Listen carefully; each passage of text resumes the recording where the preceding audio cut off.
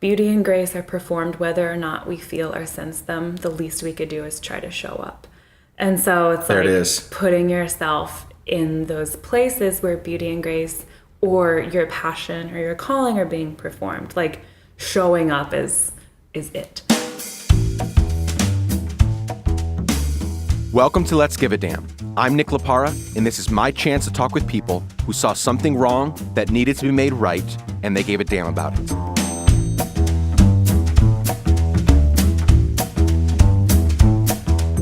Kate Gazaway is a fascinating person and a good friend of mine. She has a passion for teaching young people around the world how to become photographers and how to make that into a career. She does all this through her nonprofit, Picture Change. In our chat, you'll hear her talk through the heartwarming parts of giving a damn, and you're going to hear some of the hard parts. I can't wait for you to hear more from Kate. I really enjoyed this chat. Are you ready? Let's go.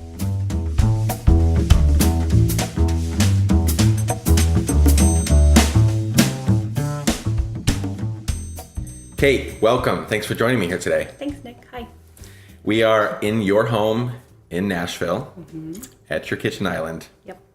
This is really exciting for me. I've been able to observe all that you're doing over the last few months on social media and in person, and I'm incredibly excited to introduce you and what you're doing to the Let's Give a Damn family. Yeah, no, I'm excited to be here and talk, and maybe a little nervous, but I'll get over it soon. You will. You're going to do great. You're going to do great.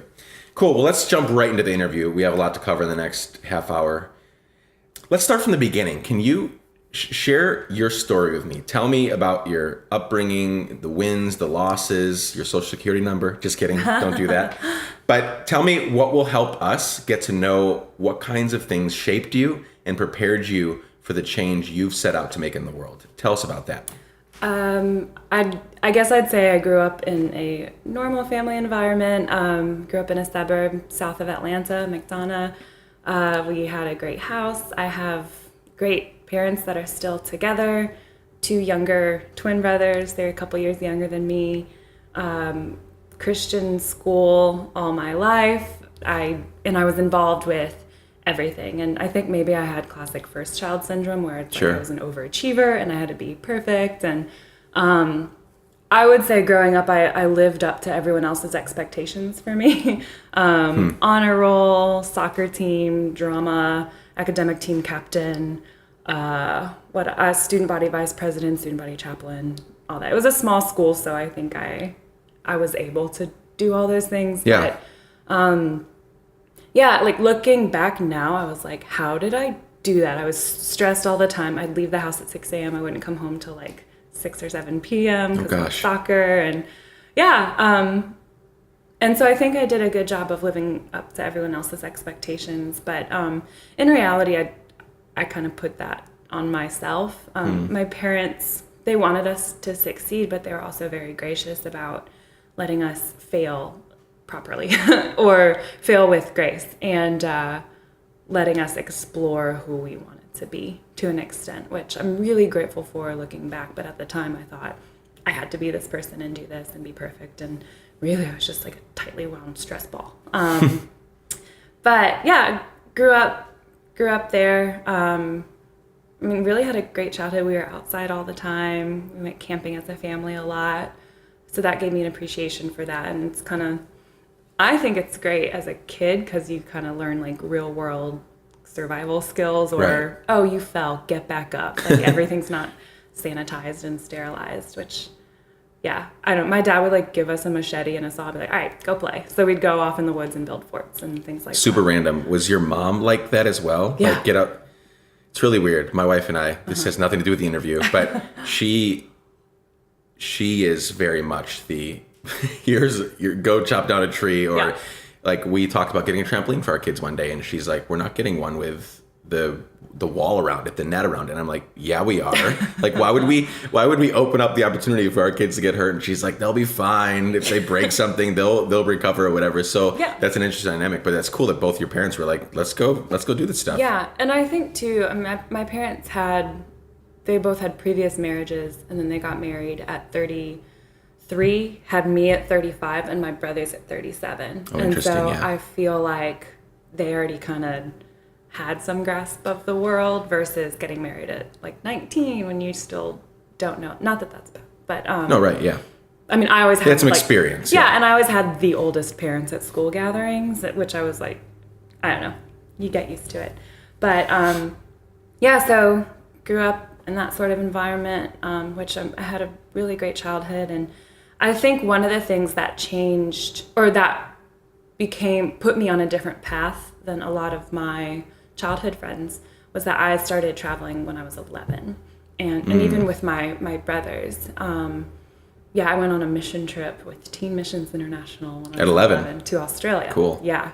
And I remember when I was going over there, I thought I would be almost treated like a Hollywood celebrity, because I was this exotic person that I had traveled so far, and then I got there and everyone was like, oh, hey. Whatever. Yeah, so that kind of put that in perspective of I'm not the queen of my own world. Like, there's a huge world out there with a lot of people in it. And then even, I mean, my parents always had us volunteering and doing stuff. So working with those who were, air quotes, less fortunate, but just kind of helping me realize, like, they're people. It's not a us versus them thing. It's like we're all in this together.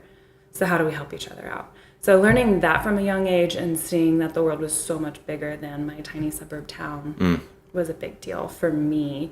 And that kind of put me on the path that I'm on now, as far as living a life that's bigger than you. Like, you're part of it. It's not just you, if that makes sense. So grew up, finished high school with honors. I went to Toccoa Falls Bible College for a couple years because I wanted to be a missionary.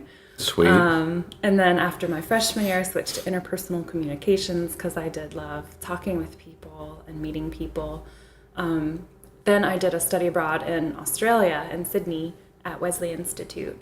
And that's where I really kind of fell in love with photography, capturing things, the technical aspects of it. So in Australia, I did Aboriginal studies, ethics, and photography classes. And after that, I was like, oh, okay, I want to be a photographer. How long were you there? I was in Australia for 1 semester, so 4 months. But while I was there, I changed schools and went to Gardner-Webb University. And that's where I graduated from, in North Carolina. And I actually left something out. That was that was like a big thing. Yeah, But that was like the general overview, like on my resume. But in all of that, I call it, who was it? Was it Robert McKee? He calls it the inciting incident. It's the, like, in a story, it's the door the character walks through that he can no longer return through. The thing that changes everything, the pivot point. And it's amazing. And so I always think about that. And that moment for me, which it sounds cliche to say it now, but that moment for me is when I went to Africa in 2005. And so I was 19, and we were going to do AIDS and sex education and leadership training in high schools in Swaziland, Africa. That's like, it's between Mozambique and South Africa. It's this tiny, tiny country. But at the time, 38% of the 1 million population was infected with AIDS. Oh, wow. And that's just the reported ones. Sure. So when we got there and in our training, it was just, they were talking about how there's such a stigma around AIDS and those with AIDS, so people don't talk about it. Yet a lot of people, especially in the rural areas, held to beliefs like, if you have sex with a virgin, you'll be cured of AIDS. So a lot of little girls were being raped, and a lot of like younger kids were being infected. So that's what we were going into as like suburbs Bible college kids there to do leadership training. And definitely, like, looking back now on that, I did not know what I was getting into, but I'm kind of glad, because I probably wouldn't have done it if I would have known, you know? So I went into that. We had great training, because it was just kind of like, hey, like, you're not here to save everyone. Like, you're just here to be a friend. And we had like a leadership curriculum. So we went into a couple different schools around Swaziland, and it was really hard, because that was the first time I feel like I saw like the ugly underbelly of the world that is unjust and that things aren't fair. And it's not this whole Disney outlook where it's like, do your best and you'll be great. Like, like they didn't have a choice. And there's all these little girls that were being hurt. And it's just like, what do you do about that? And I had 2 girls in particular come to me, like just me, and tell me these just terrible, terrible, horrific stories of things that had happened to them. And that was, I feel like with our group, maybe because we were foreigners removed from the situation that weren't going to stick around, maybe that was, they felt safe with us to share that because it was someone outside of their normal lives. And so I remember on my last night there, I got a message from one of the, like she was 15 at the time. She's just like, thank you so much for talking to me, but if this torture doesn't end, I'm gonna end it myself. And that was the last thing I heard from her. And so I had this sense of responsibility, like, oh my gosh, she's gonna commit. Because she told me how she was thinking about committing suicide because of what had been done to her. Yeah. And so I felt this huge, like, overwhelming sense of responsibility and blah, blah, blah. And so I remember there was a pastor. We were living at an orphanage there. And there was a pastor that came over and just to talk to us and say bye, and a local pastor. And I was frantic, and I was telling him what was happening. And he's just like, he said, Psalms 126, like, you've come and you've sown in tears, now go out reaping in joy. Like, your job here is done. There's nothing more you can do. And essentially, like, you're not the hero of this situation. That's not your job. And he talked about how Christ told his disciples, the poor you will always have with you, but me you only have for a little while. So there's always going to be AIDS and rape and injustice and poverty unfortunately, in Africa. Yeah. But your job is to be Christ to those around you. Any more, any less, and you're sinning. So sow in your tears, go out reaping in joy. Like, that's it. Interesting. Yeah. And how did you, so you've seen some pretty crazy shit, right? How did you process through that? So I've spent 14 years overseas collectively in my life. I've seen a lot of stuff similar to that. I've seen people get killed right in front of me and all sorts of other stuff. And it's been difficult to process through that. It's been difficult to make me not cynical of everything and everyone around me. Right? I come back to the US, I live here, and I just want to judge everyone for every little tiny thing that they whine about, right? Or that they complain about. So how do you think through that? A lot of people listening probably have gone on trips like that, or maybe some of them have seen things similar to that. Yeah.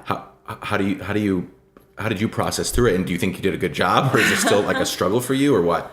I definitely went through what I call my angry American phase, where I'm just like, everything around me is just like grotesque and annoying. And I was living as if I had this like extra enlightenment to the world because I saw this hard thing, but then I came back to my cushy, perfect life. And then I felt guilty for it, you know, like I remember one trip I went on, I came back and a week later it was my roommate's wedding. And so I had to buy a dress, and I was like grabbing onto the clothing rack because I'm like, I can't pay $30 for this dress. Like that's like food for a week for the, you know, like, like comparing everything. And I think what it came down to for me, and this was after a while, was learning that your anger directed at people who don't know isn't helpful. Yeah. You're not helping anyone. Sure, right.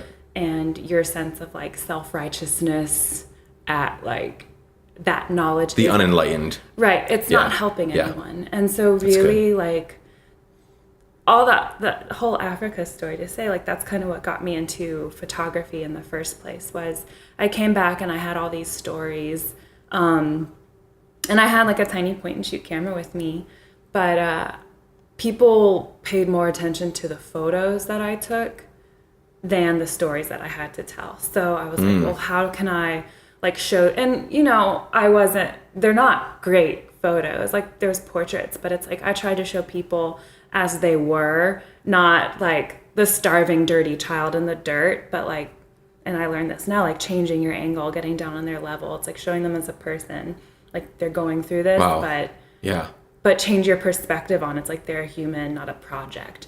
And so coming back, I started focusing more on like showing these photos of people and talking about the stories of what's going on with them. And I think in that sharing of these stories versus like oh, like, you don't know what it's like for that poor Right. villager. You know, like, it's not, I don't know. I really think it's learning to see people as people and not some project to get money. And unfortunately, especially in like humanitarian world, like those like sad fly covered children, or Right. that's what gets money to do things, but it's not always showing people with dignity. Yeah. And anyway, so that's kind of how, but I know especially when I came back from Africa in '05, like I didn't cope well. I just kind of closed up, and I had friends that, like, I remember in our debriefing, they're like, have a 30-second elevator answer for people like, oh, how's Africa? You know, and then like your 5-minute Right. answer, but then have your like 30+ minute answer for those few people that will sit down and just let They really you, like, want to know. get it out. Yeah. And so I had like my mom and then a few close friends of mine from school that would just let me sit and talk and mourn and not have answers. Like, they never tried to help me. They just listened. And that was huge, especially like mentally working through that. And then I remember this was like winter 2005, and I was saving up money to go back to Africa for 2 weeks over winter break at school. And my roommate, who is also a missions major, and she's actually full-time missionary in Montenegro right now, but she was like, so what are you going to do when you get there? I was like, I'm going to like work at the orphanage and help people. And she's like, don't you think they could use all that money more than they could use you? And I was just like flabbergasted, like, how dare you? But she was right. Yeah. She was right. And I think one of the biggest lessons that I've learned, especially in what I do, is like, nobody needs you. Right. And that is a humbling thing. Yep. Nobody needs you, and you're not the hero. So what are you going to do about that? It's huge. Yeah. And being able, it's a privilege. Like, I recognize that as it's a privilege to do what I do and to work with the people that I work with. And it's working with people, not for people. And that's been a huge realization in my life with what I do. It's taking like you as the hero and the savior out, because that's not your role. We each have gifts and we each have a role to play, but like realizing the world doesn't rest on your shoulders is huge, and it frees you to actually do what you're gifted at and to relate to people on a person level, not a God looking down on his subjects level. Sure. Yeah, and I remember the next year, 2006, I was a sophomore in college. I was like, I'm going to drop out of college and I'm going to go help Africa.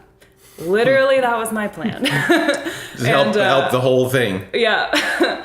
Yeah, and I was talking to my good friend Jesse, who is now Andrea's husband. Great team, power couple. But I was like, yeah, I'm going to drop out. I'm going to go over to Africa and help. And he told me this story from this speaker. I think it's like Norman Geisler or something. I need to be better about my quotes. But yeah, it was after psychology class one day, and we went and sat down, and I was telling him how I was just like, I hated being here. I didn't feel like I belonged at school anymore. Like the whole like enlightened state where nobody gets it.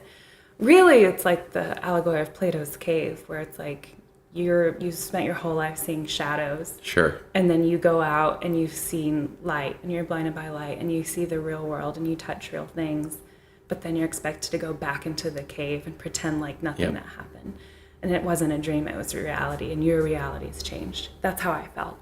And but Jesse told me this story. It's like 2 men are threshing wheat in a field. There's an old man and a young man, and a storm's coming. And they have to get the wheat in before it's destroyed by the storm. So the young man's just like hacking away passionately, trying to get this wheat cut.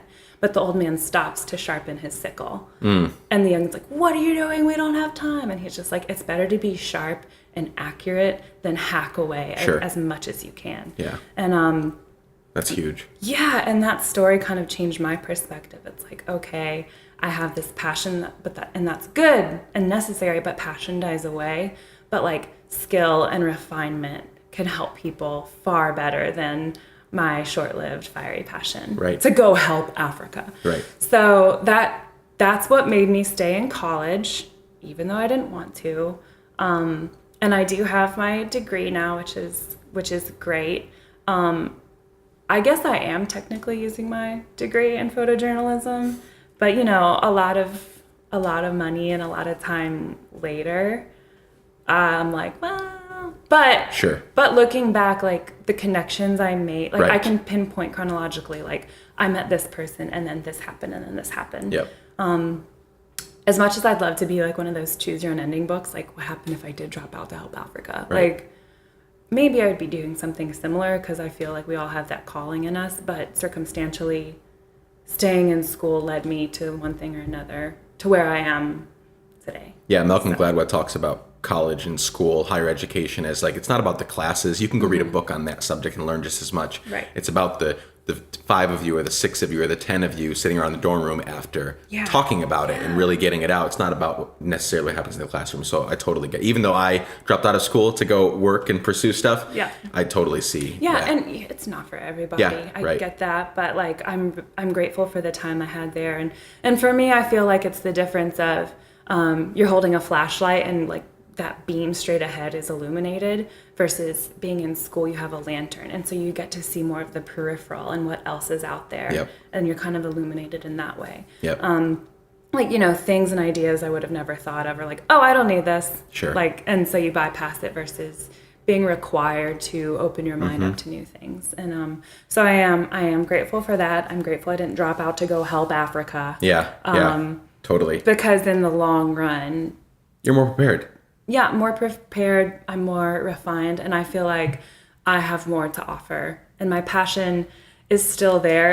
It's less of a firework and more of like a steady burning fire that sometimes the coals need to be stoked. Yeah. I speak in a lot of word pictures. I like it. Sorry if I lose No, I like it. I like it. Okay. So great. Thank you for sharing that part of your story. Fascinating. And I believe that everything that happened to you formed you and shaped you for what you've been doing the last 5 years. So tell us about this whole podcast. This whole show is about giving a damn about needs and things around people around us instead of looking over them, walking over them, moving past it. And so tell me about this specific area in your life where you've given a damn. Picture change. Something you've been doing for the last 5 years. Tell me all about that, the whys, the whats, the hows. Okay. So I remember in 2006, I saw this documentary called Born into Brothels. And it was about this woman, Zainab Risky, who was a photojournalist, and she had been documenting the lives of red light district workers in Calcutta, India, like over the course of years. So much so that after the second year there, she gained their trust and ended up moving into the brothel with these women in India. Oh, wow. To document like their like intimate personal life, which at the time, well, still is. Prostitution's illegal, but it's like a still huge rampant. industry. Yeah. So while she was living in the brothel, she met all of the children of these prostitutes that lived in the brothels with them. And because of who they were and where they came from, they couldn't go to school. So basically, they were set up to go into the line when like the girls were 13, 14, the boys would be the pimps and the drug dealers and serve alcohol. And that was their life. That was their option. And so, not option, that was it. That was it. And so she noticed that they were interested in her camera. So she got a few disposable film cameras and started teaching basic lessons. And anyway, after this whole, I won't say the whole documentary, you should watch it. But I saw this and it's like she taught photography to kids. Someone heard about her. She was able to auction off some of their work at Sotheby's auction house in New York. Oh, wow. And they got to tell their own story through their photography. Photos that she would have never been able to get because she's this white foreigner. So I was just like, oh my gosh, like that's what I want to do. But that was 2006. I was still in school. I didn't know what that looked like. So really it wasn't until I graduated December 2008 from college. And a couple months later, my friend Joel, who runs a inner city nonprofit outside of Pittsburgh, he called me. He's like, hey, can you come up and do a Born in a Brothels thing up here in Pittsburgh? And I was like, what? I don't know. Like, kids scare me. Don't want to be a teacher. I don't know how. Like, I have a photojournalism degree. I can take pictures. I can't talk about taking pictures. He's like, just try it. And so in the process of me talking to friends about it, they're like, hey, I'll go if you go. I'm like, all right. So I inadvertently started arts camp with Aliquippa Impact in Aliquippa, Pennsylvania. My friend Aaron came and taught music. My friend Ethan came and taught painting. I taught photography. And coming from no background and no training, I became head of the arts program of 5 employees and 32 kids. No big deal. Yeah. Oh, it was not terrible. It was Terrifying. I was completely unprepared, not trained, didn't know what to do. But I was surrounded by great people like Joel and his staff at Aliquippa that worked there full time with the students, doing a lot of mentoring. And they did a lot of like educational mentoring, but they had no arts element, and that's why he asked me to come up. And so I built a curriculum off of YouTube videos and books, and taught 3 classes a week to 9 to 15-year-olds, and then I would take them out individually throughout the week. And it was, to date, the most difficult thing I've done. Being responsible for these students, not knowing what I was doing, and working in a tough area. Like some of the students' friends, he was killed in a drive-by shooting walking home from school. There's a lot of gang issues. Some mafia people were up there. A lot of like prostitution, drug trafficking through this little town. Police stuff that we see today. I experienced that and saw that, and like boiling with rage thinking about it now. But all of the people that we worked with in the town, they're like I could walk down the street and feel safe there because everybody knew they're here to help our people, like our kids. So I had this one woman come up and hand me cash. She's like, "We got you, baby." I was like, "Thanks." So it all in all, it was so tough teaching these classes and having to discipline because the kids had all these issues at home that they would take out on you in class. But Joel, in Aliquippa Impact, they had a rule, you never give up on a kid, ever. If you have to discipline or send them out, you walk them home and talk to them with their parent or guardian. So I'd be getting home at 9 o'clock at night after class, after going around and talking to all these kids. But it's it taught you to never give up on someone, never turn your back on someone, even if it's a really difficult situation. And so between that and then so in class it was really tough, but then when I took the kids out individually, that's when I saw it. Oh, sure. And it was they had permission to be creative, and you're providing a safe place for them to be inquisitive and curious and be themselves with the camera. We didn't have to talk. We rarely talked. So I didn't know everything that was going on in their lives, but to see how they took pictures or what they wanted to photograph, sure, or how they would photograph themselves in the shards of broken glass on the ground as a 9-year-old. It's what is that saying about them? And then we had a big gallery show at this local coffee shop, and it's probably the first time all summer the kids were quiet because they were just smiling and so proud the whole time. So I can imagine. This is what I want to do, but what does that look like again?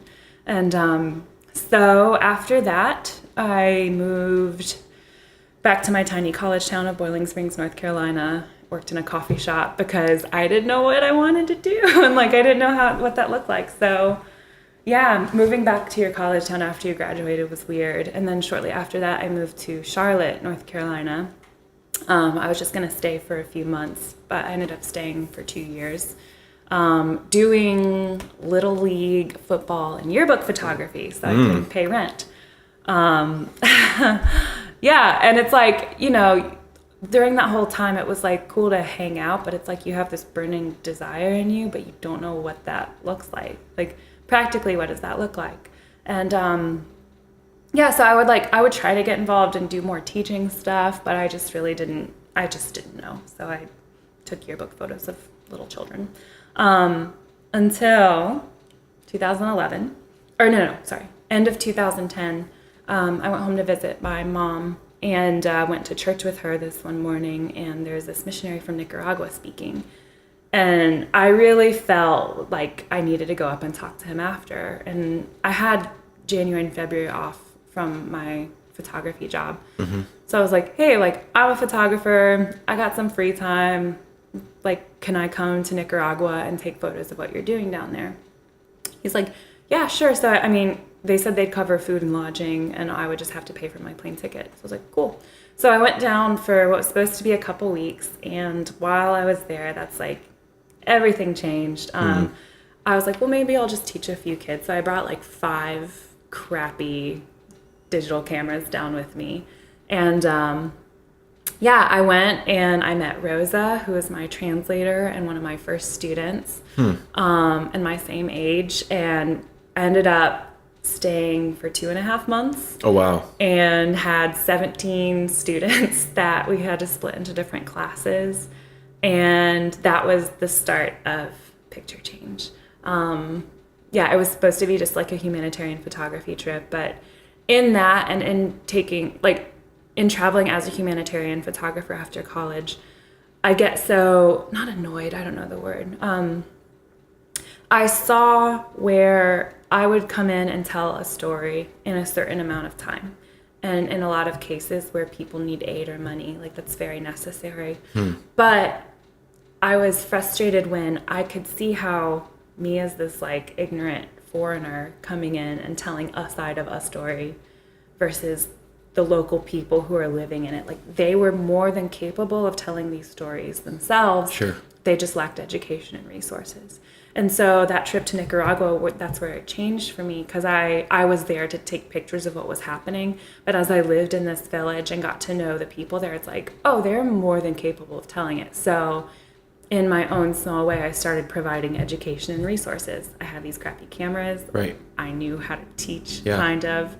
And Rosa, like I could talk for hours about her. She's such a badass self-starter. And she was like primed and ready. It's not like I had to teach her how to start a business or teach her how to teach. Like she just kind of like, oh, here it is. That's awesome. Picked it up. And now that's what she's doing with her life as well in Nicaragua. Even if you left, that's what she does. Yeah. So I ended up leaving all of the camera, like the 5 cameras with her. And she continued it. She kept teaching, and I had this old Canon 30D. That was my first camera. And I was like, she needs it more than I do. So I left it with her. And that's what she started taking pictures of. She started taking ID photos for the fishermen. It's a tiny fishing village on the coast. So she started taking ID photos, getting hired to shoot weddings, quinceañeras, all that. And there wasn't a photographer in the community, so she did it all. And eventually someone had donated a photo printer, so I had it sent down there with another missions group going down. So she was able to like be her own studio from her family's like hut, basically. That's amazing. And she was making money. She was charging super cheap prices, but that was like what the people of the area could afford. And so now she's like known as the photographer. And over the past 5 years, I've been down to visit quite a few times. I'm actually going in a few weeks again. I'm so excited. How long are you going for this time? I'll be there for 3 weeks. Okay. I'm like ruined as a tourist. Like I have to like, I always feel like I have to have a purpose or get involved locally somehow. Which sure. No. Maybe that's a problem, but whatever. Anyway, so Rosa has since been hired by, there's a solar company in New York that contacted me and said, hey, we are sending some solar lanterns down there and we need a local person. Do you know anyone? I was like, sure do. So Rosa got paid like New York wages to work. And she's like, I made more in 3 days than I make in 6 months. Like, that's awesome. That's amazing. Yeah, and she was able to do that because she had the education and the resources. And she's very passionate about like helping her people. Like she's passed up scholarships to college, like all this stuff, because she's like, I need to be here and help my own people. So to see that passion in her, it's like, okay, like I don't want to create this whole new method of doing things. I want to find out what culturally is acceptable and what works for you, and what is sustainable in your culture. Yeah. So that's really what Picture Change has become. So now I tell people like I'm not a photographer anymore. Sometimes I get to pick up my camera and take pictures, but really I'm trying to figure out how to run a business with this nonprofit, how to figure out culturally sustainable methods in all these different places, how to communicate with others and tell these stories, how to be an agent for my students, because I'll like negotiate jobs for them. I do all those things, and I'm rarely a photographer anymore. But it's amazing. Yeah. So after I got back from Nicaragua that first time, it's like, okay, this is it. I finally figured it out after 2006 seeing the movie, then 2009 teaching. It wasn't until 2011 that I finally like figured it out. And so it's like, okay. Yeah, how could this tangibly look? Yes. Like, so this is what I love. This is what I want to do. But now what? And I don't know, I've volunteered with quite a few different nonprofits. And I've seen a lot of really well-intentioned people do really harmful things because they didn't have knowledge and they weren't prepared for it. And they did what they thought was best, but then you get burnt out and you hurt people trying to help, and then inevitably you hurt the people you're trying to help. So I was like, okay, I don't want to do that. Like, that's the last thing I want to do. So I don't want to start this if I see that happening. Sure. So I looked for other people who are already doing what I wanted to do. Because I figured instead of like starting this whole thing and like dividing resources, like I could just join someone else already doing it.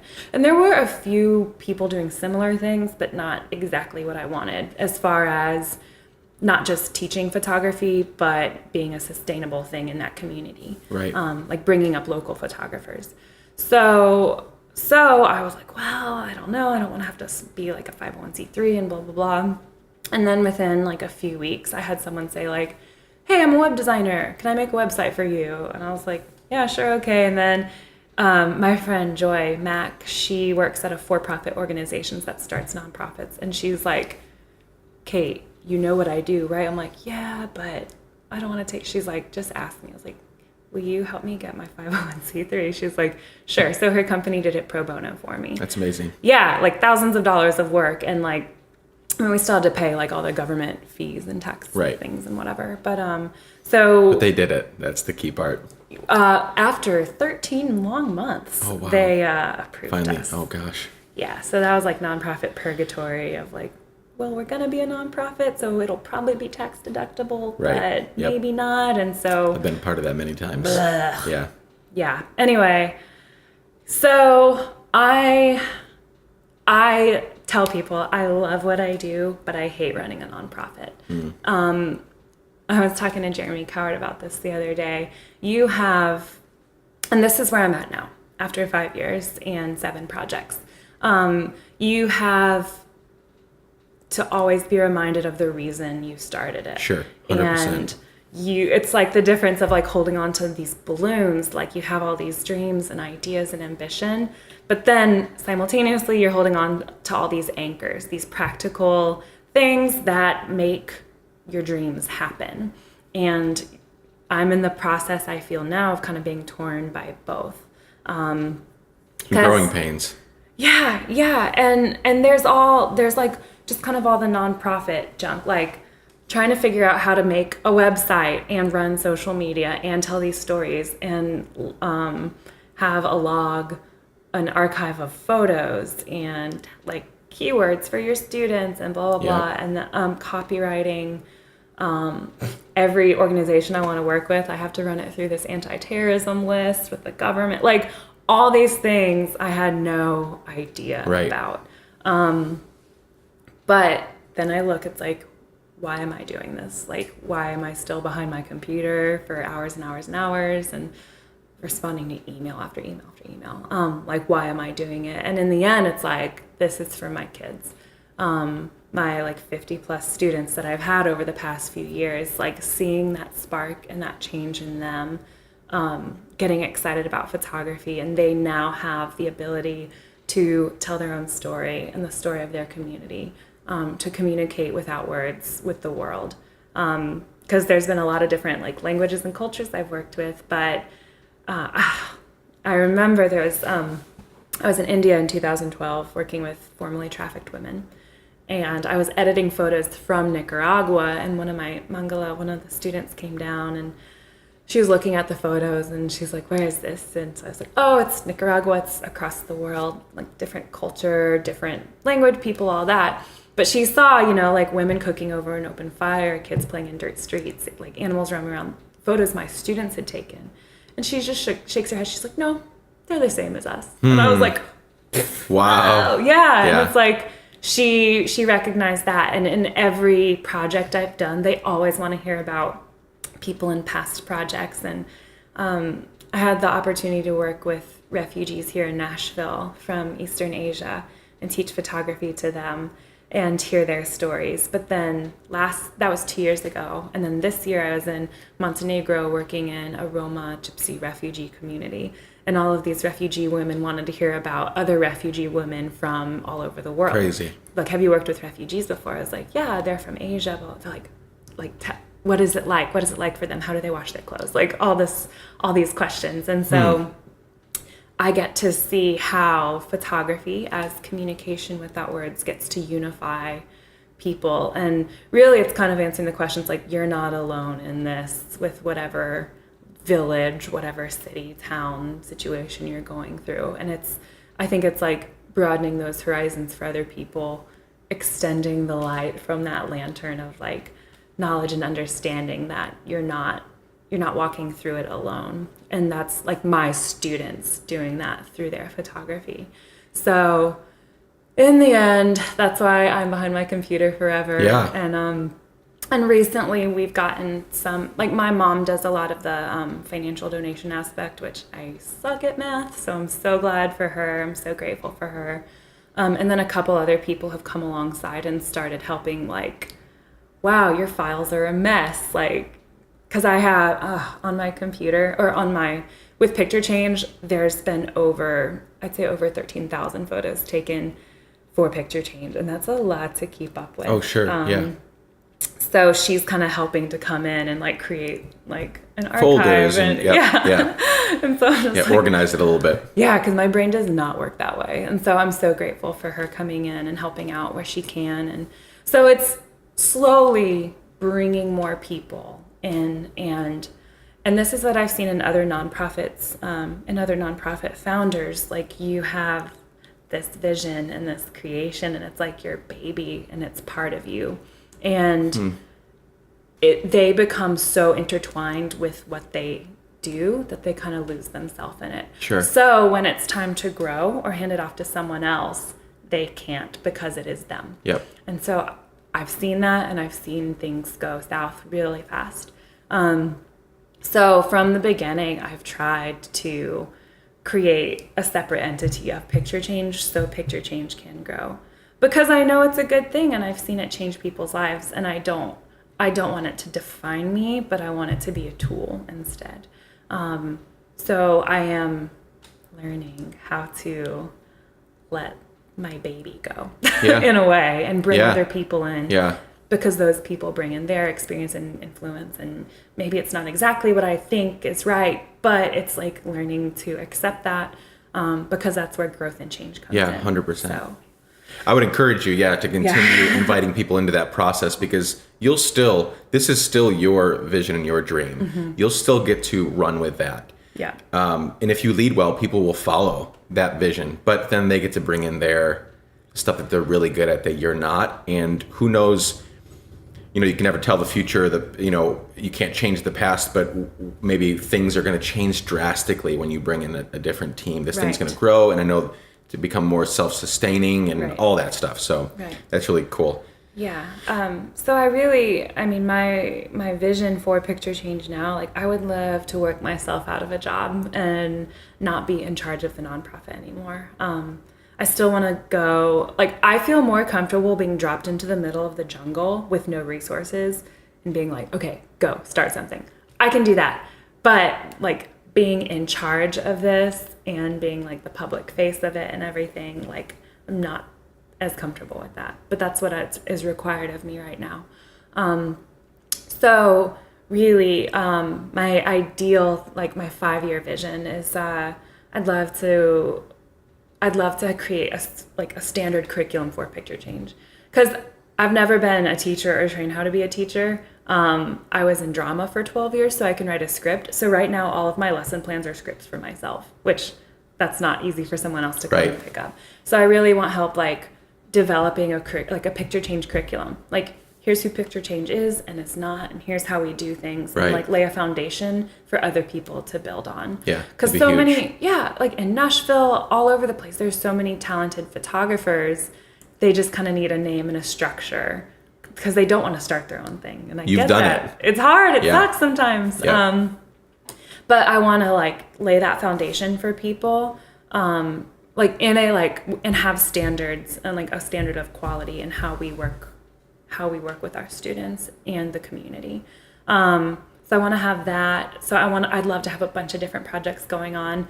I'm trying to bring Rosa from Nicaragua to projects we do in the future, whether that's Europe, Africa, Asia. Like I love like mixing cultures up, because in this like world of globalization where people can connect with people all over the world and villages wherever, I'd love to like start bringing groups of students from one community to another community. That'd be amazing. Across the world.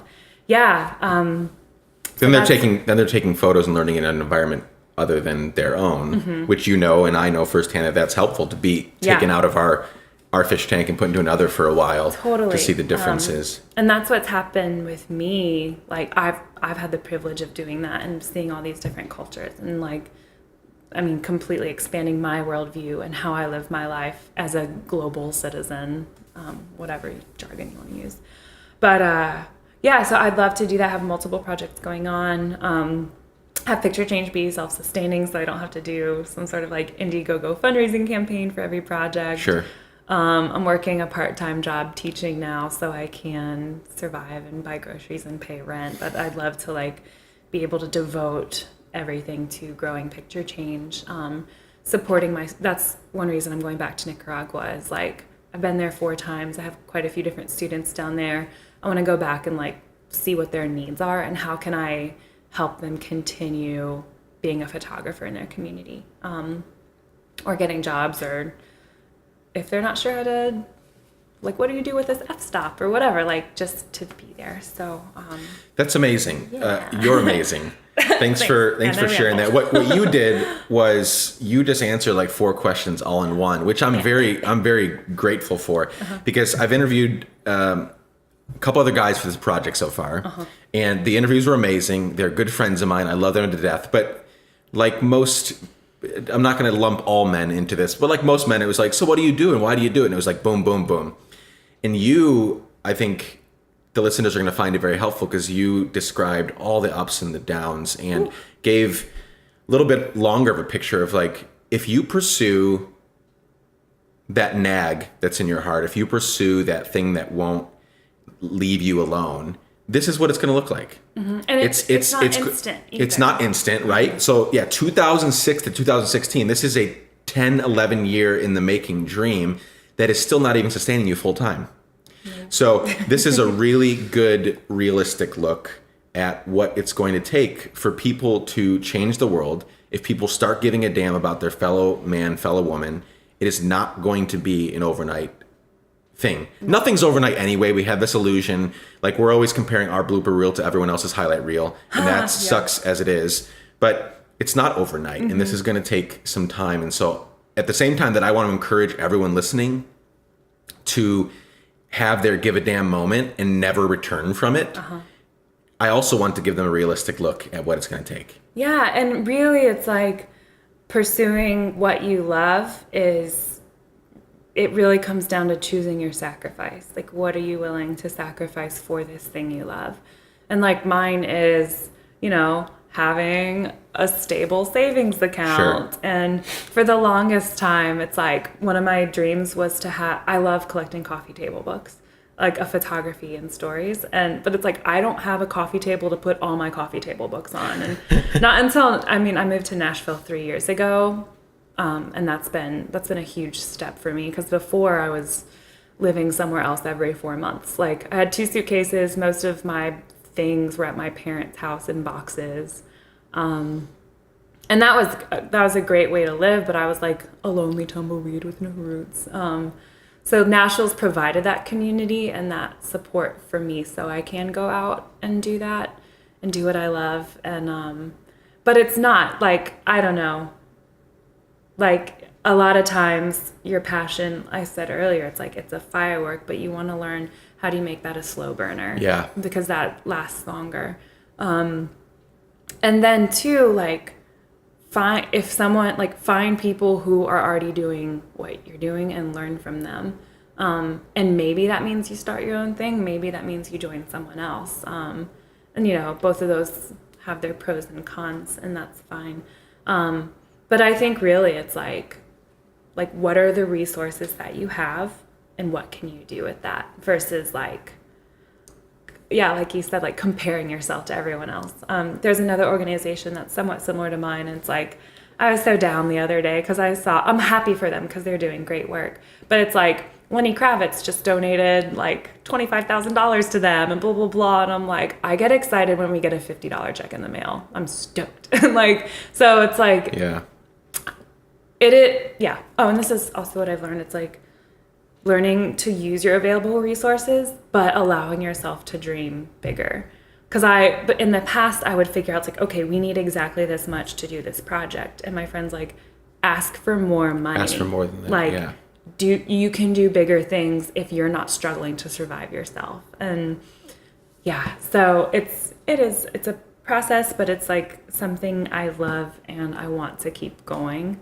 So part of that is like self-care, like what do you need? But then really it's figuring out how do you fit into this bigger picture.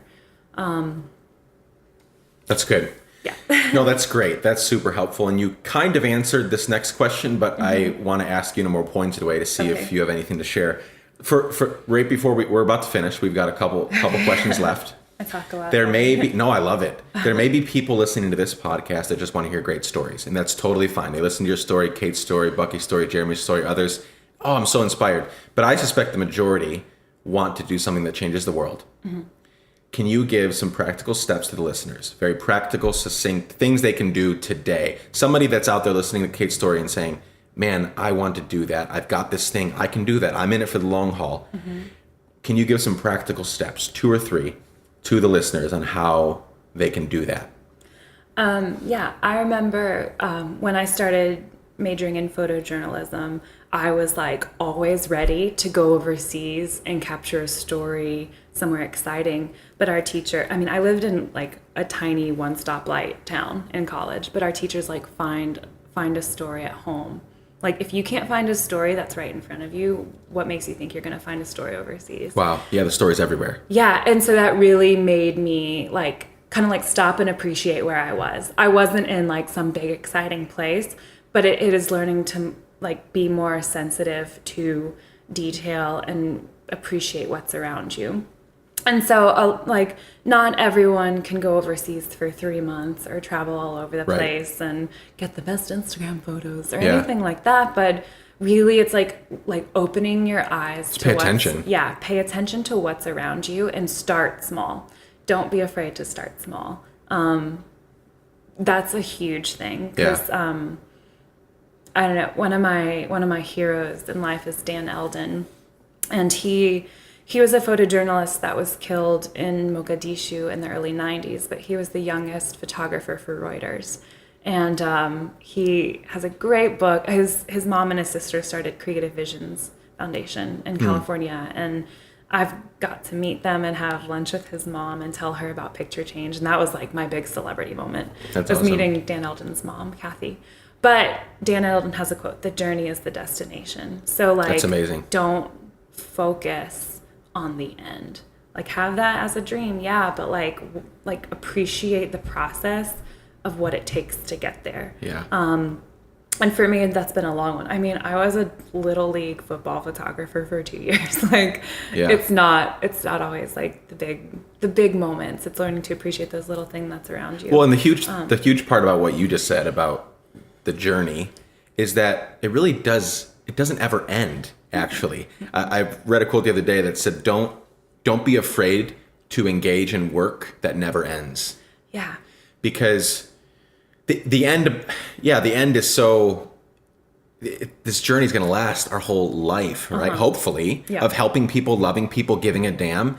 That however that takes shape, whether this becomes a full-time job, this big organization, or something small that you do with your kids on the weekend, hopefully it never ends. And so learning to enjoy it and learning to like take it slow and be intentional with the things around you is super key. Because again, if you're focused on the end, you're going to hate the process, and the end really never comes because there is no end to loving people, helping them, teaching like that. Right.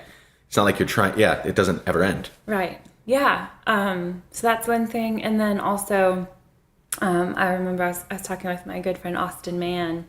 You should Also a brilliant photographer. You should interview him sometime. He's great. Okay, But I will. he was telling me, he just has so much wisdom, but it was, they're interviewing like the top CEOs of these major companies that started very small, and like the common thread between all of them in these interviews was, in the beginning they weren't afraid to do they weren't afraid to do all the work. So they could be the CEO at the desk, or they could be the janitor, like cleaning the bathrooms. And if you are above any job that needs to be done, then it's not going to get huge. done. Yeah. And so it's like, okay, like I need to be the person that spends a few hours packaging up t-shirts to ship, or waiting in line at the post office, or communicating with people. And, you know, it is a lot. And I wish I were better at communicating with people. So if you sent me a message, I'm sorry if I haven't responded. No, it's the difference between boss and a leader, right? Right. Like the boss will sit up Yeah. on the pedestal and speak down to the inferior worker bees below. Right. Versus a leader who's right there. Yeah. So I think, learning to appreciate the process, living humbly, and moving forward in that, not being afraid to do the work that needs to be done. And then, connecting yourself to people who are already on that path, whether that's a mentor, or like if you have a friend in school or someone that has similar passions, like figure out what that looks like together. Be open to reading books, watching YouTube videos, going out and volunteering, even if it's not like you want to, in Nashville, we have a huge refugee population. So people want to help what's going on over there, but we have the world here in Nashville, or, I mean, I'm sure wherever you're listening from, like there's always those needs to be filled. So like kind of there's a really great quote by Annie Dillard. Oh man, Annie Dillard, one of my favorite authors. She has this quote: "Beauty and grace are performed whether or not we feel or sense them. The least we could do is try to show up." And so it's There like it is. Putting yourself in those places where beauty and grace, or your passion or your calling, are being performed. Like showing up is it. And I feel like from the beginning, like when Joel asked me to come be a teacher, I wasn't qualified. And Right. there is something to be said about having proper training. But it's like, if I said no because I was scared, then who knows what I'd be doing. Yeah. And this is what I admire about you, is that in this interview and what we're able to communicate today to the listeners, most people would have given up 9 years ago. Right? They would have said, "This is great. I want to help out people this way. I saw this documentary. It moved me." And then the first couple obstacles they encountered, they would have said, "You know what? My 9 to 5 is just fine." And here you are 10 years later. Proof that this is what you're supposed to be doing.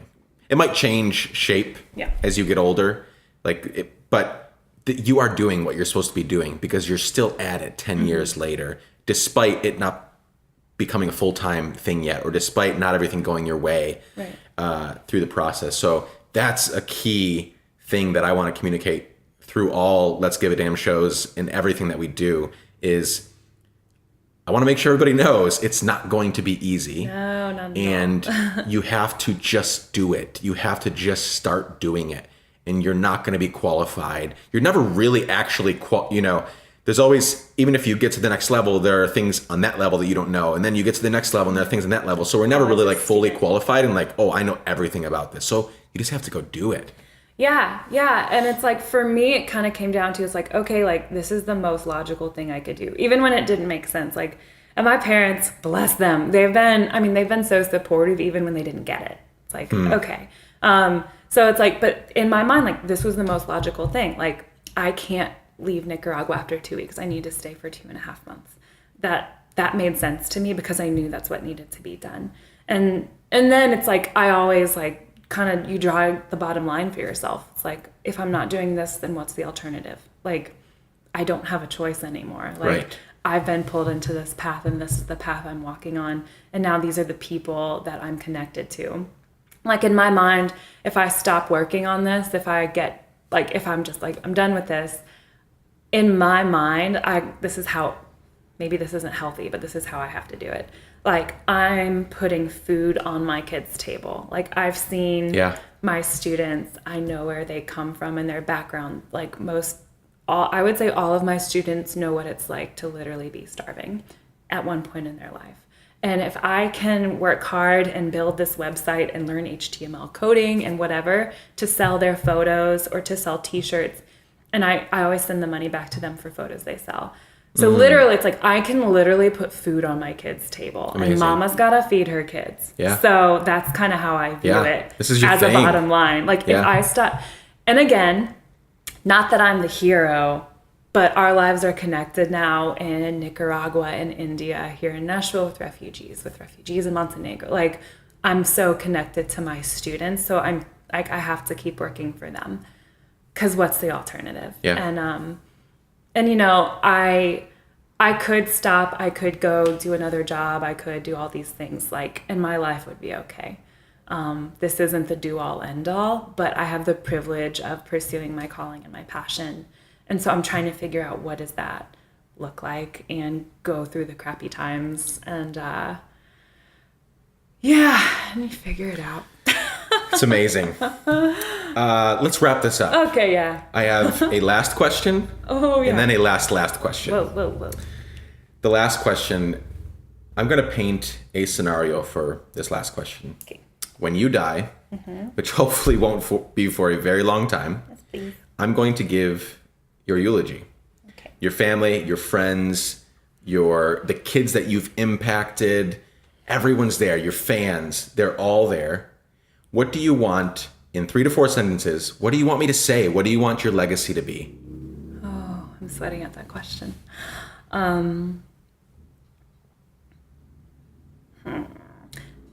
This was Kate Gazaway.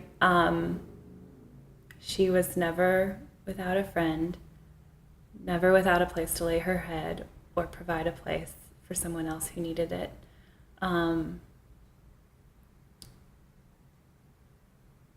She went forward in life with an open heart and open hands, and was the catalyst for a lot of major reactions and actions in the world. It's amazing. Oh. If that's your eulogy, I think well done. Okay. Yeah, that's great. Thanks. That's super good. I love it. Last question. Where can people check out more about you and what you're doing? Oh man, that's an easy question. Well, we have our website. It's picture-change.org, picture-change.org. We're on Instagram, Tumblr, Twitter, Facebook. It's all at Picture Change. And that's where Rosa co-runs our Instagram from Nicaragua. Amazing. With a donated iPhone that someone gave her. From the website, the Picture Change website, you can see all past student photos. You can purchase them. You can buy t-shirts, and that money all goes back to help the students and help run Picture Change. I get emails from people all the time wanting to get involved. And I love that. But right now it's like, I don't know where to put people. And so I feel so bad because I'm so humbled that people want to be involved, but I just don't know what to do with that right now.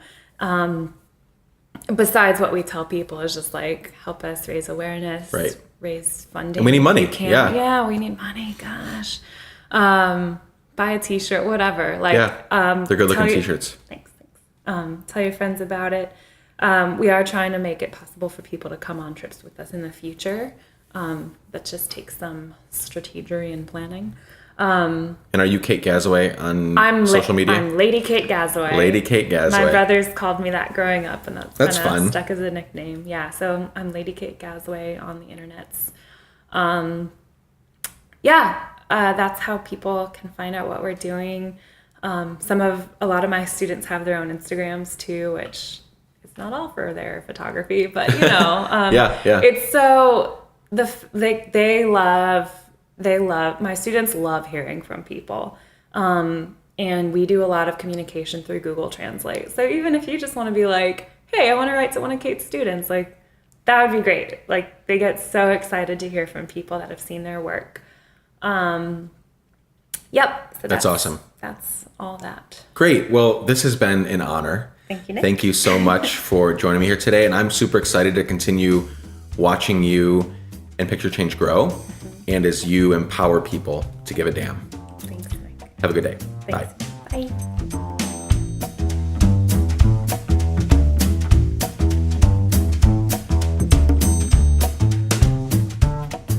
Thank you so much for joining Kate and I today for our conversation.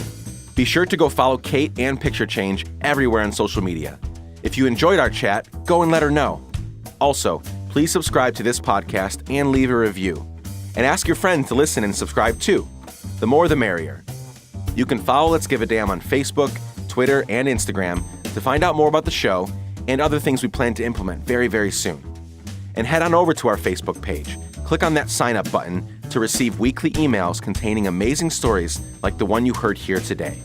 Also, if you want, follow me at Nick Lapara on Instagram, Twitter, Facebook, and Snapchat. Well, that's all for today. Can't wait to spend more time with you very soon, friends. And I urge you, even today, to begin giving a damn about the things around you that are wrong that you have the ability to help make right. Until next time.